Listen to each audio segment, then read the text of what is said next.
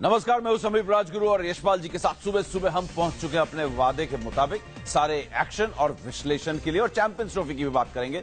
यशपाल जी good morning, स्वागत है आपका। जब पंजाब की बात आती है यशपाल जी, जो आपका राज्य घरेलू क्रिकेट पंजाब से खेलते थे, तो दिल की बात आती है। शेरे पंजाब कहते हैं मेरी जन्मभूमि है, आपकी जन्मभूमि है, और शेरे पंजाब कहते हैं कि बड़ा दिल होता है, जिगरा होता है।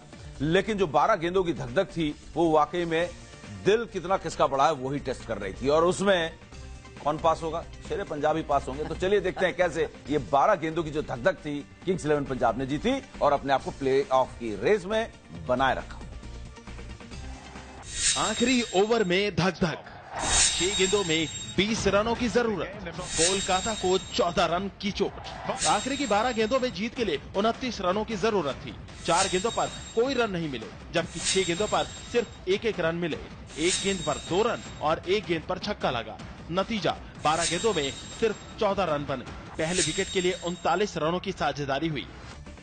बल्ले बल्ले तो हो रहे हैं, लेकिन आपको पॉइंट्स टेबल दिखाते हैं। पॉइंट्स टेबल के बाद चर्चा करेंगे, क्योंकि पॉइंट्स टेबल से जो है तस्वीर साफ हो रही है कि ये वाकई में जो जंग है ये किसका दिल कितना मजबूत है ये देखने के लिए। क्योंकि कोलकाता नाइट राइडर्स के यशपाल जी 16 पॉइंट हैं और 13 मैचेस खेल चुके हैं, यानी कि एक मैच बाकी। अगर हार जाते हैं तो 16 पे अटक जाएंगे, और पुणे के 2 मैचेस बाकी हैं, हैदराबाद का 1 मैच, दोनों कोलकाता से ऊपर जा सकते हैं।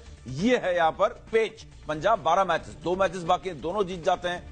अगर दिल मजबूत है तो दोनों जीत जाएंगे, 16 पे हो जाएंगे, और केकेआर और किंग्स 11 पंजाब 16-16 पे टाई होंगे, और मामला नेट रन रेट का। बिल्कुल ठीक कहा आपने। और मुझे लगता है कि ये अब नींद नहीं आएगी केकेआर को, कि जिस तरह से रफ्तार से शुरुआत की थी, दबदबा कायम किया था कि ये लगभग तय है प्लेऑफ में आ जाएंगे, लेकिन अब मैच जीतना जरूरी है। नेट रन रेट पे जब बात आएगी तो अगर पंजाब जीत जाता है, देखिए वो अमृतसर से शान पंजाब चल चुकी है, उन्होंने अपने घोड़े खोल दिए हैं, अब वो कुरुक्षेत्र पहुंच गई है। वो कुरुक्षेत्र में आपको याद है महाभारत हुई थी, अब ये महाभारत जैसा पंजाब 11 करने वाला है। और देखिए ये केकेआर की नींद हराम करेगा, क्योंकि आप देखिए हैदराबाद की बात कीजिए, आप पुणे जायंट्स की बात कीजिए, ये सभी इसी रेस में हैं। अब केकेआर के लिए बहुत बड़ी खतरे की घंटी है कि अगला मैच अगर नहीं जीते तो फिर दूसरे के ऊपर निर्भर करेंगे कि वो हारे तो शायद हम आगे बढ़ जाएं।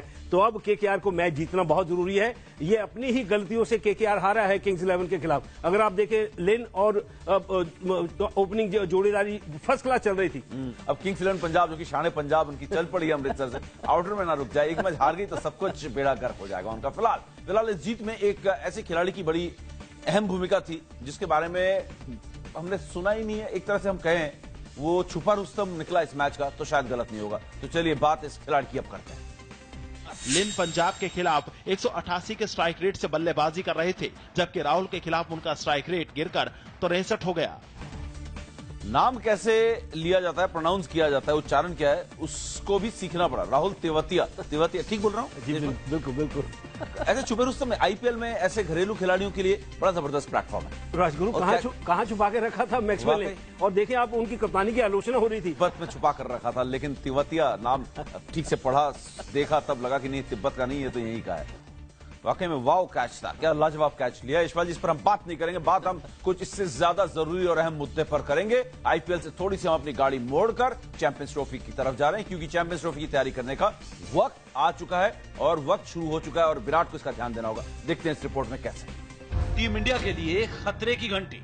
युवराज सिंह चैंपियंस ट्रॉफी के लिए टीम इंडिया में चुने गए हैं। इंग्लैंड में वो टीम इंडिया की बड़ी ताकत माने जा रहे हैं। पिछले वनडे सीरीज में उन्होंने 3 मैच में 70 की औसत से 210 रन बनाए थे, जिसमें एक शतक भी शामिल है। साल 2009 में यूवी आखिरी वक्त में चोट की वजह से चैंपियंस ट्रॉफी से बाहर हो गए थे। तो यशपाल जी आज कानपुर में 2 हारे हुए पहलवानों में से कौन है फेवरेट, दिल्ली डेयरडेविल्स या गुजरात लायंस? देखिए अनुभव के हिसाब से तो होना चाहिए गुजरात लायंस को, लेकिन साख की लड़ाई होगी। एक अनुभवी प्रोफेशनल टीम गुजरात लायंस, और उधर से युवा, देखना है कौन बाजी मारता है। तो चलिए फिलहाल वक्त हमारे पास इतना ही। यशपाल जी बहुत बहुत शुक्रिया।